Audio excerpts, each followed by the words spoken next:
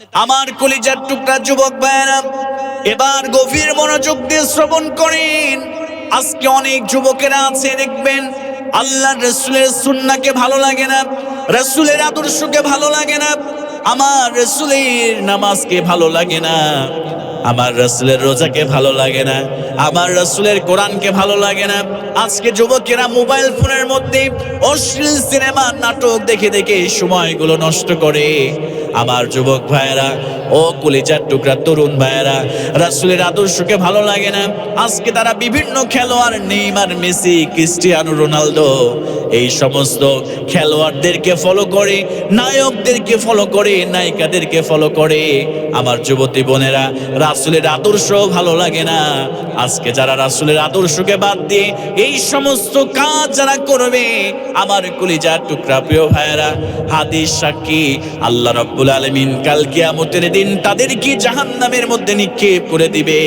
আপনি তাদের প্রতি মহব্বত রাখার কারণে, ভালোবাসা রাখার কারণে, আল্লাহ রাসূলের হাদিস সাক্ষী অনুযায়ী আল্লাহ রাব্বুল আলামিন তাদের সঙ্গে তাদের প্রতি মহব্বত রাখার কারণে আপনাকেও জাহান্নামের মধ্যে আল্লাহ পাক রব্বুল আলামিন নিক্ষেপ করে দিবে। জোরে বলেন নাউযুবিল্লাহ। আমার কলিজার টুকরা যুবক ভাইয়েরা, আমার রাসূলের যে সুন্দর চেহারার মানুষ এই পৃথিবী থেকে কিয়ামত পর্যন্ত আর আসবে?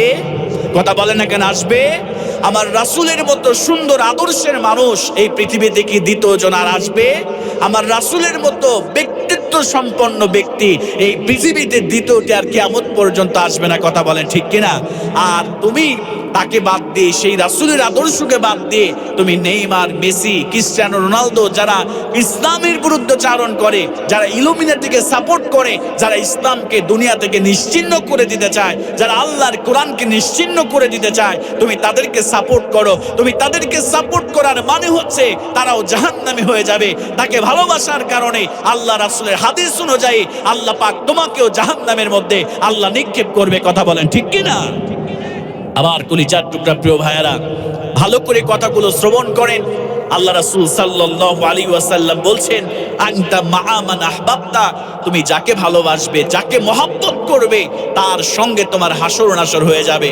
ও আমার কলিজার টুকরা প্রিয় ভাইয়েরা, এজন্য খেয়াল রাখতে হবে, আপনি এমন কোন নেতার পিছনে আপনি যাইতে পারবেন না যে নেতার পিছনে গেলে, যে নেতা নামাজ পড়ে না, যে নেতার মধ্যে কোরআন নেই, যে নেতার মধ্যে হাদিস নেই, যে নেতা সুদের সাথে সম্পৃক্ততা রয়েছে, যে নেতা বিভিন্নভাবে মাদক দ্রব্যের সাথে সম্পৃক্ত রয়েছে, যে নেতা সে ব্যভিচারের সঙ্গে সম্পৃক্ততা রয়েছে, আপনি যদি তার পিছনে যান, তার মহব্বত যদি আপনি রাখেন, যে নেতা আল্লাহু আকবারের স্লোগান পছন্দ করে না, যে নেতা সংসদ আল্লাহর কোরআন দিয়ে চলবে এইটা পছন্দ করে না, আপনি যদি তার পিছনে যান, সে জাহান্নামী হয়ে যাবে। আপনি তাকে সাপোর্ট করার কারণে, আপনি ভালোবাসার কারণে, আল্লাহ রাসূলের হাদিস সাক্ষী আপনিও জাহান্নামী হয়ে যাবেন। কথা বলেন ঠিক কিনা?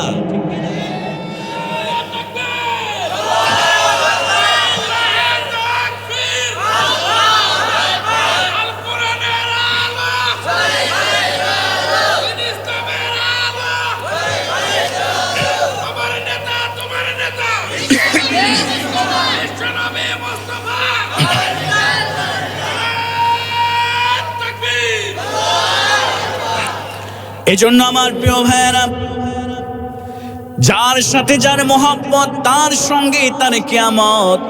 আপনি এমন নেতার পিছনে আপনি যেতে পারবেন না যে নেতা নামাজ পড়ে না, রাসূলের আদর্শ তার মধ্যে নাই, যে নেতা কোরআনকে পছন্দ করে না, রাসূলের সুন্নাহকে পছন্দ করে না, এমন নেতার পিছনে যাওয়া যাবে না। আপনি সেই নেতাকে অনুসরণ করবেন, মহব্বত রাখবেন, ভালোবাসা রাখবেন, যারা আল্লাহর জমিনে আল্লাহর দ্বীনকে প্রতিষ্ঠিত করতে চায়, যারা নবীর আদর্শকে বাস্তবায়ন করতে চায়, যারা 5 ওয়াক্ত নামাজ পড়ে, যারা আল্লাহর রাসূলের সুন্নাহকে আমল করে, এমন নেতার প্রতি যদি মহব্বত আপনি রাখেন, আমার প্রিয় ভাইয়েরা, এই নেতা আল্লাহ রাব্বুল আলামিনের প্রতি, আল্লাহ পাক রব্বুল আলামিনের কোরআনের আইনকে বাস্তবায়ন করতে চায়, আল্লাহ রাসূলের সুন্নাহকে বাস্তবায়ন করতে চায়। আমরা যদি তাদেরকে সাপোর্ট করি, রব্বুল আলামিন, আমরা যদি তাদেরকে ভালোবাসি, মহব্বত রাখি, আল্লাহ পাক রব্বুল আলামিন তাদেরকেও জান্নাত দিয়ে দিবে, সঙ্গে আমাদেরকেও জান্নাত দিয়ে দিবে। জোরে বলেন সুবহানাল্লাহ। এজন্য আমার প্রিয় ভাইয়েরা, বিশ্বনবী সাল্লাল্লাহু আলাইহি ওয়াসাল্লাম আমাদের জন্য রহমত, আল্লাহর রাসূলের ইত্তেবা অনুসরণ আপনাকে করতে হবে। আল্লাহর রাসূলকে যদি শুধু মুখেই বলেন আমি বিশ্বনবীকে ভালোবাসি, এইটা হবে না। আল্লাহ রাসূলের প্রতি মহব্বত আর ভালোবাসা প্রকাশ করতে হবে আল্লাহর রাসূলের ইত্তেবা অনুসরণের মাধ্যমে। কথা বলেন ঠিক কিনা? আল্লাহ নবীজি বললেন কুল্লু উম্মতি ইয়াদখুলুনাল জান্নাহ, বিশ্বনবী বললেন আমার প্রত্যেকটা উম্মত জান্নাতের মধ্যে প্রবেশ করবে ইল্লা মান আবা, কিন্তু যারা অস্বীকারী তারা আল্লাহর জান্নাতে প্রবেশ করতে পারবে না। আল্লাহ নবীজি সাহাবীরা বললেন ইয়া রাসূলুল্লাহ ওমান আবা, ওগো আল্লাহর নবী আবা কারা, অস্বীকারী কারা? আল্লাহ নবীজি বললেন মান আতানি দাখালাল জান্নাহ, যারা আমার সুন্নাতের অনুসরণ করবে তার ব্যক্তিগত জীবনে, সামাজিক জীবনে, রাষ্ট্রীয় জীবনে, প্রত্যেকটা ক্ষেত্রে যারা আমার সুন্নাতের অনুসরণ করবে তারাই হচ্ছে জান্নাতের মধ্যে প্রবেশ করবে। জোরে বলেন সুবহানাল্লাহ। এবার বিশ্বনবী বলেন ওমান আসানি ফাকাদ আবা, আর যারা আমার সুন্নাহকে ফলো করবে না, আমার সুন্নাহকে যারা মানবে না, ও মুসলমান ভাইয়েরা, যারা ব্যক্তিগত জীবনে রাসূলের সুন্নাহ নাই, সামাজিক জীবনে রাসূলের সুন্নাহ নাই, পারিবারিক জীবনে, অর্থনৈতিক জীবনে, রাষ্ট্রীয় জীবনে যাদের রাসূলের সুন্নাহ নাই, আল্লাহর নবী বললেন তারাই আমার অস্বীকারী, আর তারাই হচ্ছে আবা, আর এরাই হলো আল্লাহর জাহান্নামী বান্দা বান্দি। জোরে বলেন নাউজুবিল্লাহ। এজন্য আমার প্রিয় ভাইয়েরা, জীবনের প্রত্যেকটা ক্ষেত্রে রাসূলকে অনুসরণ করতে হবে। আমার নবীজি কখনো নামাজ ছেড়ে দেয় নাই, আমরা সেই নবীর উম্মত হিসেবে আমরা নামাজ ছেড়ে দেব না। আল্লাহর নবীজি কখনো মিথ্যা বলেন নাই, আমরা মিথ্যা বলবো না। আল্লাহর নবীজি কখনো ওয়াদার খেলাফ করেন নাই, আমাদের ওয়াদার খেলাফ করা যাবে না। আল্লাহ নবীজি কখনো গীবত করেন নাই, আল্লাহ নবীজি কখনো চগলখুরি করেন নাই, আমাদের গীবত করা যাবে না। আল্লাহ নবীজি সাল্লাল্লাহু আলাইহি ওয়াসাল্লাম কারোর উপরে রাগ করেন নাই, আমাদের রেগে যাওয়া যাবে না। আল্লাহ নবীজি ক্ষমা করার নীতি অবলম্বন করেছে মানুষদেরকে, আমাদের উচিত হবে সেই রাসূলকে অনুসরণ করে আমাদের ক্ষমা করার নীতি অবলম্বন করতে হবে। কথা বলেন ঠিক কিনা? আমরা যদি রাসূলের উম্মত হিসেবে নিজেকে পরিচয় দিতে চাই, ও কলিজার টুকরা প্রিয় ভাইরা, আল্লাহ রাসূল জীবনে নামাজ ছাড়েন নাই, আমরা নামাজ ছেড়ে দিলে হবে না। আল্লাহ রাসূল কখনো মিথ্যা বলেন নাই, আমাদের মিথ্যা বললে হবে না। আল্লাহ রাসূল কখনো ওয়াদার খেলাফ করেন নাই, আমাদের ওয়াদার খেলাফ করা যাবে না। আল্লাহ রাসূল কখনো খাদ্যদ্রব্যে ভেজাল দেন নাই, আমাদের খাদ্যদ্রব্যে ভেজাল দেওয়া যাবে না। এক কথায় আমরা যদি বিশ্বনবীর পরিপূর্ণ অনুসরণ করতে পারি, আল্লাহ পাক সুবহানাহু ওয়া তাআলা আমাদের জীবনের সব গুনাহ মাফ করে দিয়ে আল্লাহ পাক রব্বুল ইজ্জাত ওয়াল জালাল তিনি আমাদেরকে জান্নাত দিয়ে আল্লাহ পাক ধন্য করে দিবে। জোরে বলেন সুবহানাল্লাহ।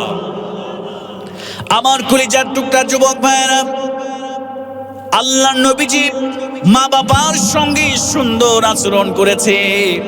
আজকে বর্তমানে আমাদের বাংলাদেশের মধ্যে দেখা যায় সন্তানের হাতে বাবা খুন হচ্ছে, সন্তান বাবাকে হত্যা করছে, এরকম নিউজ কিন্তু আমরা দেখতে পাই। কথা বলেন ঠিক কিনা?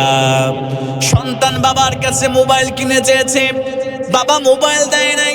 বাইক কিনে চেয়েছে, বাইক কিনে দেয় নাই। টাকা চেয়েছে শপিং করার জন্য, টাকা দেয় নাই।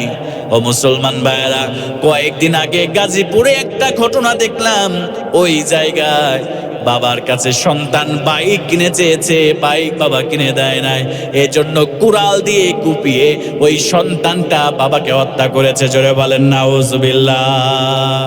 আমার যুবক ভাইয়েরা, মা বাবার সঙ্গে খারাপ আচরণ করা যাবে না।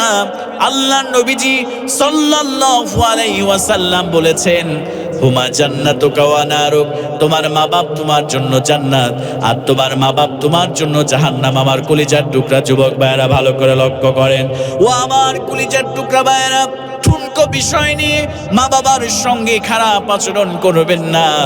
মা বাবার সঙ্গে ভালো আচরণ করেন, উত্তম আচরণ করেন, এই নির্দেশ দিয়েছেন একজন। আওয়াজ দিয়ে বলেন তো তিনি কে?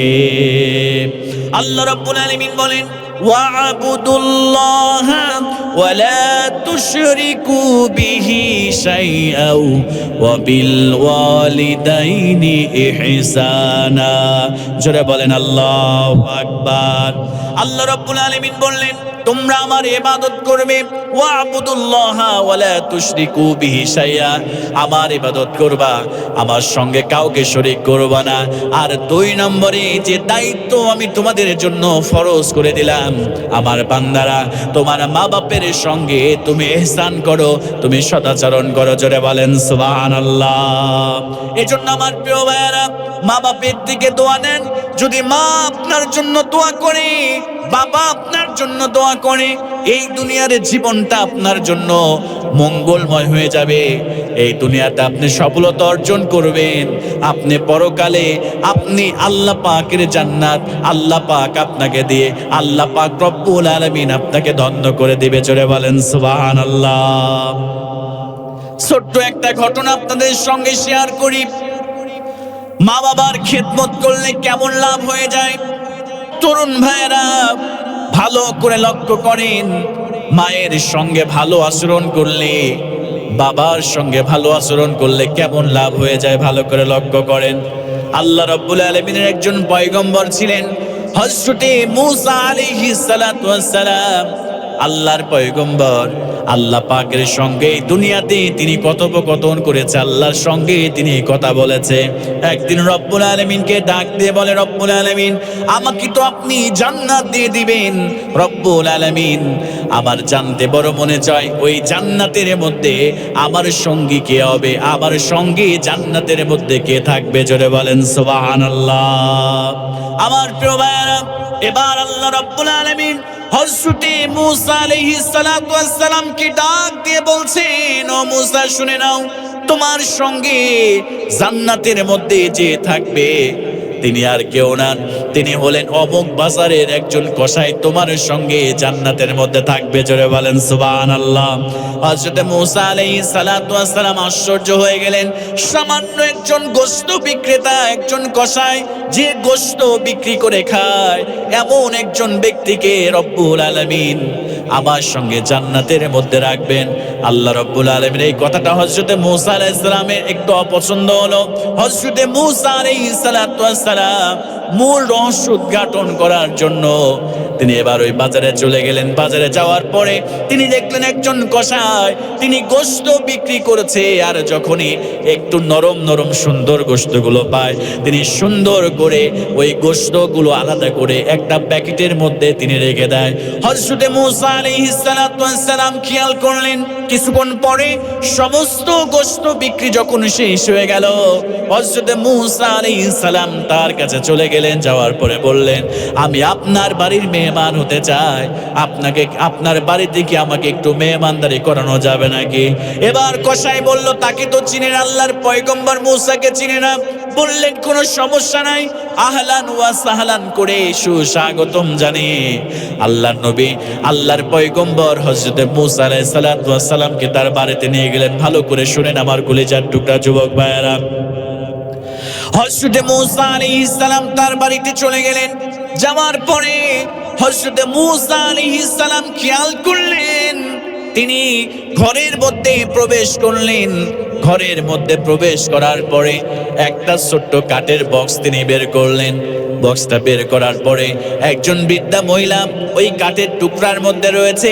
এবার তিনি তাকে বের করার পরে সুন্দর করে তাকে পরিষ্কার করলেন, গোসল করালেন। এরপরে ওই গোশত বিক্রেতা, ওই কসাইটা যে গোশতগুলো নিয়ে আসলেন বাসায় গোশতগুলো টুকরা থেকে বের করে সুন্দর করে তিনি ছোট ছোট করে ওই গোশতগুলো রান্না করলেন। এরপরে নিজ হাতে রুটি বানালেন আর গোশতগুলো দিয়ে এবার মাকে কোলের মধ্যে বসায় নিলেন। কোলের মধ্যে বৃদ্ধা মা বসে এবার ওই কসাইটা সুন্দর করে এবার রুটির সঙ্গে গোশতটা মাখিয়ে ওই ঝোলের সঙ্গে রুটিটা মাখিয়ে ওই কসাইটা বৃদ্ধ মায়ের মুখে তুলে দেয়। জোরে বলেন সুবহানাল্লাহ। হযরত মূসা আলাইহিস সালাম পাশ থেকে দেখছে এই ঘটনাটি। হযরত মূসা আলাইহিস সালাম আরেকটি বিষয় খেয়াল করলেন, যখন মা গোশতটুকু রুটিটুকু যখন চাবিয়ে খায়, আর মুস্কি মুস্কি হাসে, আর ওই কসাইয়ের কানের কাছে গিয়ে কি যেন বলে। ওইটা শোনার পরে কসাইটা মুস্কি মুস্কি হাসি দেয়। এবার গোশত খাওয়া, রুটি খাওয়ানো শেষ হয়ে গেল। হযরত মূসা আলাইহিস সালাতু ওয়াস সালাম এবার কসাইকে জিজ্ঞেস করলেন, ভাই তুমি যে বৃদ্ধা মহিলাকে এত সুন্দর করে যত্ন করলা, এই বৃদ্ধা মহিলা তোমার কে হয়? তুমি একটু আমারে বলো। এবার কসাই বলছে, ওগো অতিথি, ওগো ওগো আমার অতিথি, ওগো মুসাফির, শুনে নাও, যে বৃদ্ধা মহিলাকে তুমি দেখলে আমি গোসল করালাম, আমি তাকে খাওয়ালাম, এইটা আর কেউ নয়, এটা হলো আমার জনম দুঃখিনী মা, যে মা আমাকে 10 মাস 10 দিন গর্ভে ধারণ করেছে, আমাকে লালন পালন করেছে, আমাকে দুধ পান করিয়েছে, এইটা হলো আমার সেই গর্ভধারিণী মা। জোরে বলেন সুবহানাল্লাহ। হযরত মূসা আলাইহিস সালাতু ওয়াস সালাম কসাইকে ডাক দিয়ে বলে, বুঝতে পারলাম তোমার মা, কিন্তু আর একটা দৃশ্য আমার নজরে পড়লো, এইটার ব্যাখ্যা আমি জানতে চাই। ও আমার কসাই ভাই, একটু বলো, তুমি যখন তোমার মায়ের মুখে তুমি যখন খাবারটা তুলে দিচ্ছিলা, আর তোমার মা তোমার কানের কাছে মুখটা নিয়ে কি যেন ফিসফিস করে বলতেছিল, আমি এটা জানতে চাই। তোমার মা তোমার কানের কাছে ফিসফিস করে কি বলতেছিল, এটা আমার একটু বলো।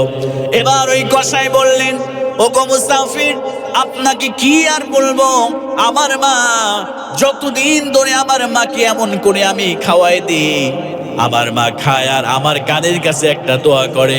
আমি জানি আমি গরিব মানুষ, আমি কসাই, আমি গোশত বিক্রি করে খাই, ওই দোয়াটা আল্লাহ পাক রব্বুল আলামিন কখনো কবুল করবে না। হযরত মূসা আলাইহিস সালাম বললেন, না না না, আমি একটু শুনতে চাই, তুমি আমার একটু বলো। এবার ওই কসাই বলছে, ও মুসাফির, আমার মা তৃপ্তি সহকারে সেই গোশত আর রুটিটুকু খায়, আর আমার কানের কাছে এসে দোয়া করে, রব্বুল আলামিন তুমি আমার সন্তানকে, আমার সন্তানের উপরে আমি এত খুশি হয়েছি, খুশি হয়ে আমি দোয়া করছি, এই জামানার শ্রেষ্ঠ পয়গম্বর হযরত মূসার সঙ্গে আল্লাহ তুমি জান্নাত দিয়ে দিও। জোরে বলেন সুবহানাল্লাহ। আমার প্রিয় ভাইরা, হযরত মূসা আলাইহিস সালাতু ওয়াস সালাম এবার চোখের পানি ছেড়ে দিয়ে আল্লাহর কদমে সেজদা দিয়ে ফেলেছে। রব্বুল আলামিন, আমি বুঝতে পেরেছি কেন তুমি এই কসাইয়ের সঙ্গে আমাকে, আমার সঙ্গে এই কসাইকে তুমি জান্নাত দিয়ে দিবা।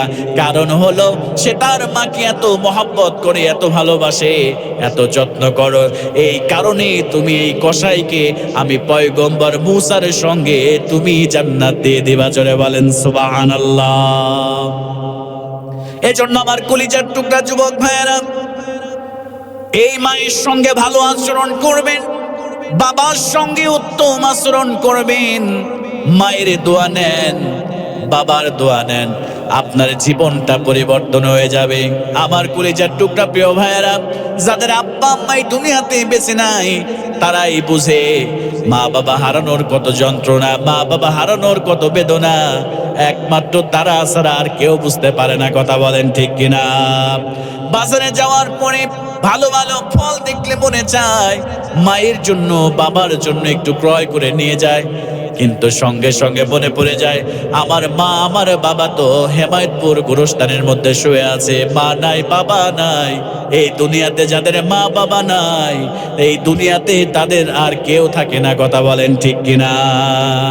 এজন্য প্রিয় ভাইয়েরা, যাদের এই অমূল্য সম্পদ আল্লাহ যে জান্নাত দিয়েছে, এই জান্নাত যাদের বেঁচে আছে, এজন্য মায়ের সঙ্গে বাবার সঙ্গে সুন্দর আচরণ করবেন, ভালো আচরণ করবেন, তাহলে এই দুনিয়াতে আল্লাহ আপনাকে সফলতা দান করবে, আর পরকালে আপনাকে জান্নাত দিয়ে আল্লাহ পাক রব্বুল আলামিন আপনাকে ধন্য করে দিবে। জোরে বলেন সুবহানাল্লাহ। এজন্য বিশ্বনবী সাল্লাল্লাহু আলাইহি ওয়াসাল্লাম মায়ের সঙ্গে খারাপ আচরণ করেন নাই, মায়ের আদর তো তেমন পান নাই। ছোট্টবেলা মাকে হারিয়ে ফেলেছে, মা এই দুনিয়া থেকে চিরবিদায় নিয়ে চলে গিয়েছে। জিনার বুকের দুধ পান করে তিনি বড় হয়েছেন। হযরত হালিমাতুস সাদিয়া রাদিয়াল্লাহু তাআলা আনহা একদিন তিনি মসজিদ নববীর মধ্যে প্রবেশ করলেন।